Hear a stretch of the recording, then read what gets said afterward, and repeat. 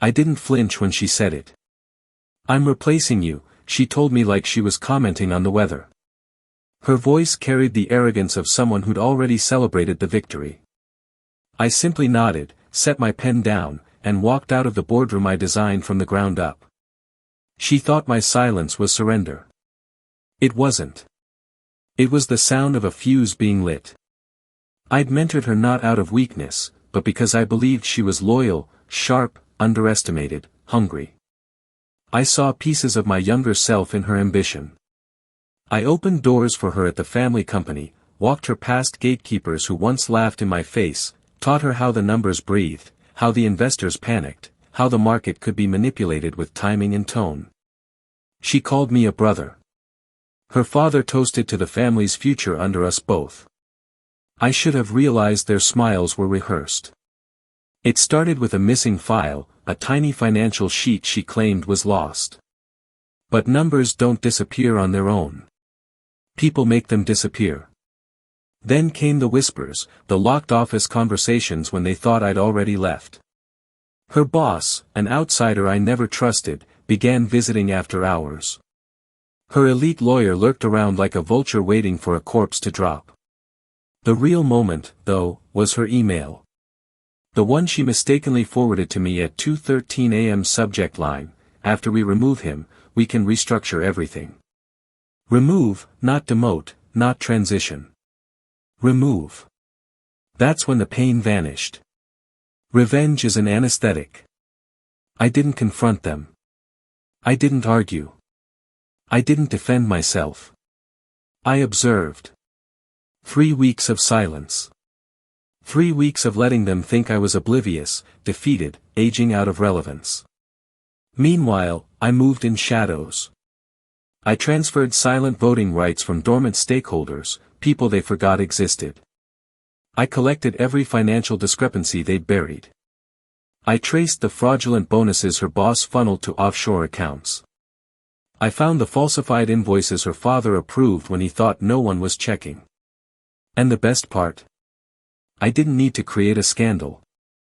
I just had to point a flashlight where they assumed darkness was permanent. Every signature, every timestamp, every secret call they made from personal phones they believed were untraceable. I had it. Some revenge is loud.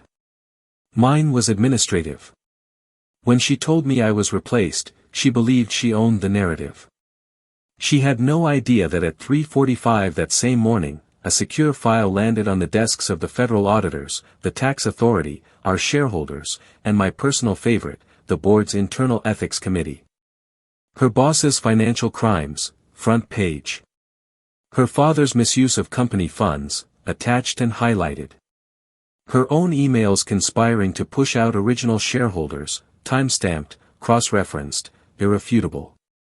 I slept like a child that night. At 6:12 a.m., my phone vibrated non-stop.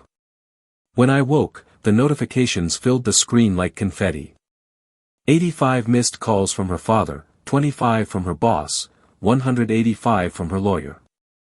They weren't calling to negotiate, they were calling to beg. I turned the phone face down and made coffee. They cornered me at the emergency board meeting, each one looking like they'd aged a decade overnight. Her father's voice cracked first. "You blindsided us." "No," I said calmly. "You blinded yourselves." Her boss started sweating through his collar before I even spoke to him. He knew prison was in the room with us, sitting comfortably at the table. And her? She looked at me like she finally understood who I really was. "You set this up," she whispered. I leaned back, studying the reflection of the collapsing empire in her eyes. "No," I said. "You built the trap. I just made sure you fell into your own design." The shareholders voted unanimously.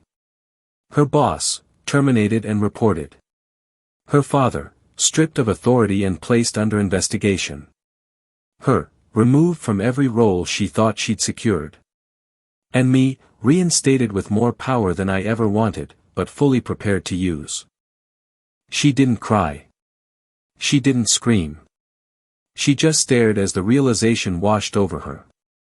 I wasn't the brother she imagined. I was the storm she underestimated.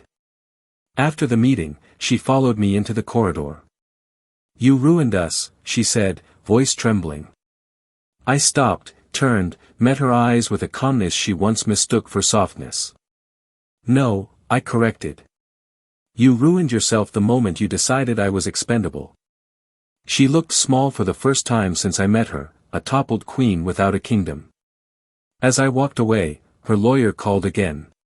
Her father sent another message. Her boss tried to email a desperate apology. I didn't respond. I didn't need to. In the end, revenge wasn't about destroying them. It was about restoring the truth and reclaiming what they tried to steal.